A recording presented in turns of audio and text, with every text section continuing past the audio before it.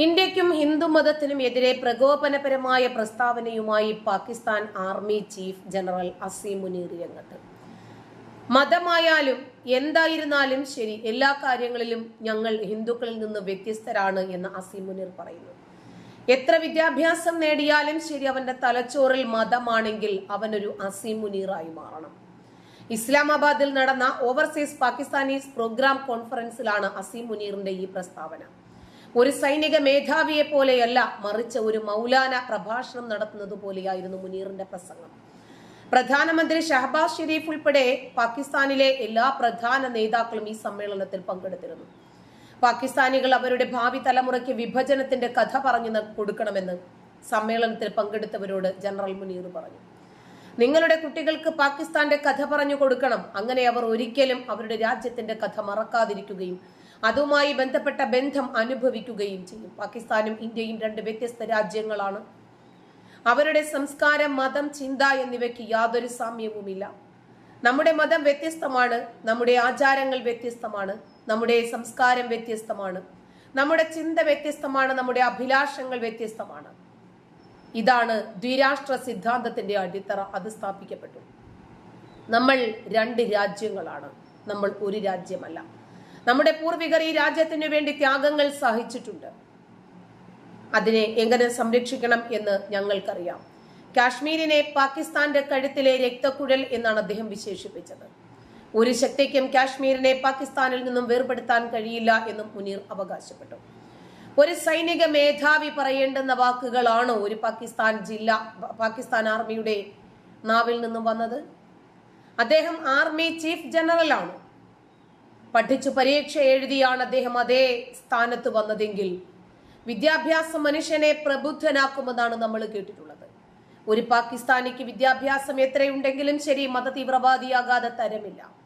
ചെറിയ പ്രായത്തിലെ തന്നെ കുട്ടികളിൽ മതചിന്ത ഊട്ടി ഉറപ്പിക്കണം, അന്യമത വിരോധം ഊട്ടി ഉറപ്പിക്കണം, അയൽ രാജ്യത്തെ സംബന്ധിച്ച് വിരോധം ഊട്ടി ഉറപ്പിക്കണം. ചെറിയ പ്രായത്തിലെ തന്നെ കുട്ടികളുടെ തലച്ചോറിനെ മതിച്ച് അവർ വളർന്നു വരേണ്ടത് മതത്തിന്റെ വിഭിന്നമായ അഭിപ്രായങ്ങളുമായിട്ടാണ് എന്ന് ഒരു ജനറൽ പഠിപ്പിക്കുകയാണ്. ആ രാജ്യത്തിന്റെ പുരോഗതി ഏത് രൂപത്തിലായിരിക്കുമെന്ന് ചിന്തിച്ചാൽ മതി, നമുക്ക് മനസ്സിലാകും. മതം മനുഷ്യനെ മയക്കുന്ന കറുപ്പാണ് എന്ന് നമ്മുടെ നാടിന്റെ അമരക്കാർ നമുക്ക് പറഞ്ഞു പഠിപ്പിച്ചു തന്നു.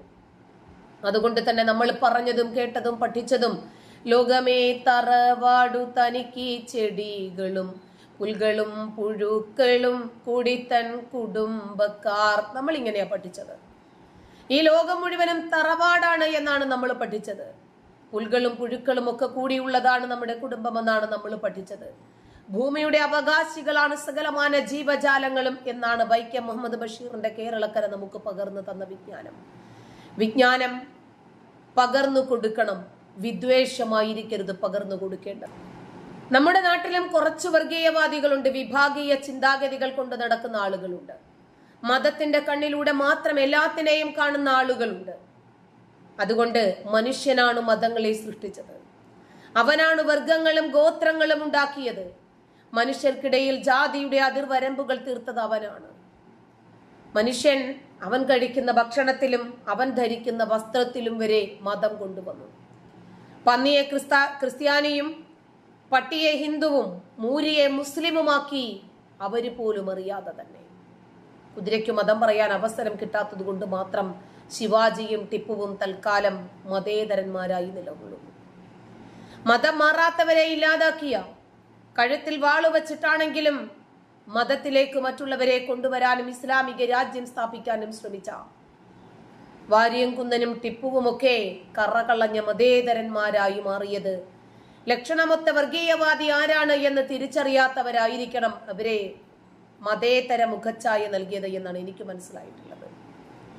ഏതെങ്കിലും ആനകൾക്ക് മുഹമ്മദ് അലി എന്നോ അതല്ലെങ്കിൽ അബ്ദുൽ അലി എന്നോ അബ്ദുള്ള എന്നോ പേരുണ്ടാവും. ഗുരുവായൂർ കേശവൻ, അയ്യപ്പൻ ആന, മംഗലംകുന്ന് കർണൻ, തെച്ചോട്ടുകാവ് രാമചന്ദ്രൻ, ചിറക്കൽ കാളിദാസൻ, എങ്ങനെയാണ് ആനകൾക്കൊക്കെ ഈ രൂപത്തിൽ പേര് വന്നത്? പത്തിരിയും ഇറച്ചി മുസ്ലിമിന്റെ, ഇഡലിയും സാമ്പാറും ഹിന്ദുവിന്റെ, താറാവും കള്ളപ്പവും ക്രിസ്ത്യാനിയുടേത്. ഇങ്ങനെ ജീവിതത്തിന്റെ നിഖില മേഖലകളിലും മതം കൊണ്ടുവന്നു. ഉണക്കമീനിൽ വരെ ഹലാല് വന്നു. ഹലാൽ ടൂറിസം വന്നു. വീടുകളിൽ ഹലാല് വന്നു. വ്യാപാര സ്ഥാപനങ്ങൾക്ക് ഹലാൽ വന്നു. അങ്ങനെ എല്ലാത്തിലും മതം കലർത്തിയവർ ഒരു പക്ഷേ രോഗങ്ങളുടെ വിഷയത്തിൽ മാത്രം മതം കലർത്തിയില്ല.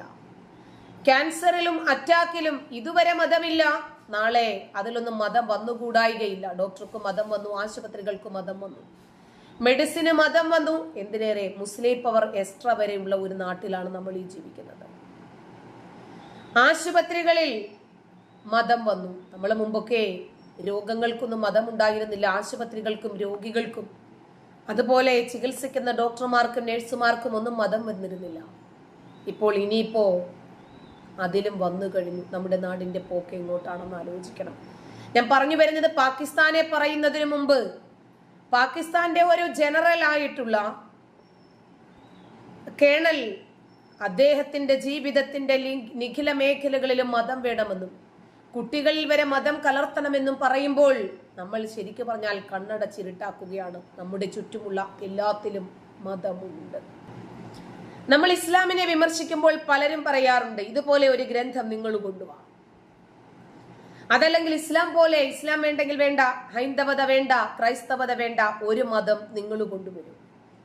അള്ളാഹുവിന്റെ ഗ്രന്ഥത്തിൽ എന്തെങ്കിലും കുറ്റങ്ങൾ ഉണ്ടെങ്കിൽ ആ കുറ്റങ്ങൾ ഇല്ലാത്ത രൂപത്തിൽ കുറ്റമറ്റ ഒരു ഗ്രന്ഥം നിങ്ങൾ കൊണ്ടുവരൂ എന്ന് പലപ്പോഴും പല ആളുകളും പ്രത്യക്ഷമായും പരോക്ഷമായും കമന്റ് രൂപത്തിലും ലൈവ് ചാറ്റുകളിലൂടെയും ഒക്കെ നമ്മളോട് പറയാറുണ്ട്. അല്ല സുഹൃത്തുക്കളെ, ചോദിക്കട്ടെ, നിങ്ങൾക്കൊരു മതം അനിവാര്യമാണോ ജീവിതത്തിൽ? നിങ്ങൾക്കൊരു മതഗ്രന്ഥം അനിവാര്യമാണോ നിങ്ങളുടെ നിത്യജീവിതത്തിൽ?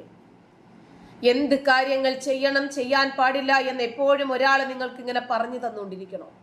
ATM എന്തുകൊണ്ട് കൊള്ളയടിക്കാൻ പാടില്ല, അപരന്റേത് എന്തുകൊണ്ട് ആഗ്രഹിക്കാൻ പാടില്ല എന്നത് നമ്മുടെ ധാർമ്മികമായ ചുറ്റുപാടിൽ നിന്നും നമ്മൾ നേടിയെടുക്കേണ്ടുന്ന ഒരു വിജ്ഞാനമാണ്. ഒരു പട്ടി നിങ്ങളെ ഓടിച്ചാൽ ഓടണോ അതോ കല്ലെടുത്തെറിയണോ എന്ന് ഗ്രന്ഥം നോക്കിയിട്ടല്ല നമ്മൾ തീരുമാനിക്കുന്നത്. റൊട്ടി കഴിച്ചു, തൊണ്ടയ്ക്കിരുന്നു, വെള്ളം കുടിക്കണോ അതോ കക്കിക്കളയണോ എന്ന് നമ്മൾ ഗ്രന്ഥം നോക്കിയല്ല തീരുമാനിക്കുന്നത്. ഒരു പക്ഷേ നിങ്ങൾക്ക് എപ്പോഴും വാനലോകത്ത് ഡിജിറ്റൽ ക്യാമറയുമായി ദണ്ടുമായി കാത്തിരിക്കുന്ന ഒരു പടച്ചിറപ്പ് വേണ്ടി വരുമായിരിക്കും നന്മയിലേക്ക് അടുപ്പിക്കാൻ, തിന്മയിൽ നിന്നും അകറ്റാൻ. എനിക്കതിന്റെ ആവശ്യമില്ല. മറ്റൊരാൾ നമ്മളെ ശിക്ഷിക്കുമെന്ന് കരുതിയോ രക്ഷിക്കുമെന്നോ കരുതിയോ ആയിരിക്കരുത് നമ്മൾ ഏതെങ്കിലും ഒരു കാര്യം ചെയ്യുന്നതോ ചെയ്യാതിരിക്കുന്നതോ. നമ്മുടെ ധാർമ്മികമായ ചില സദാചാര മൂല്യങ്ങളുണ്ട്. അപരന്റേത് കൊള്ളയടിക്കാൻ പാടുണ്ടോ? തിരിച്ചടിക്കാൻ കേൾപ്പില്ലാത്തവരെ അങ്ങോട്ട് അടിക്കാൻ പാടുണ്ടോ? നമ്മുടേതായിട്ടുള്ള രൂപത്തിൽ നമ്മൾ നല്ലതും ചീത്തയും വേർതിരിച്ചെടുക്കുകയാണ് ചെയ്യേണ്ടത് എന്നാണ് ഞാൻ ധാർമ്മികമായി ഞാൻ മനസ്സിലാക്കുന്ന മൂല്യങ്ങൾ. അങ്ങനെയാണ്. ഒരു വാനലോകത്തെ ഡിജിറ്റൽ ക്യാമറയുമായി കാത്തിരിക്കുന്ന ഒരു പടച്ചിറപ്പുണ്ട്.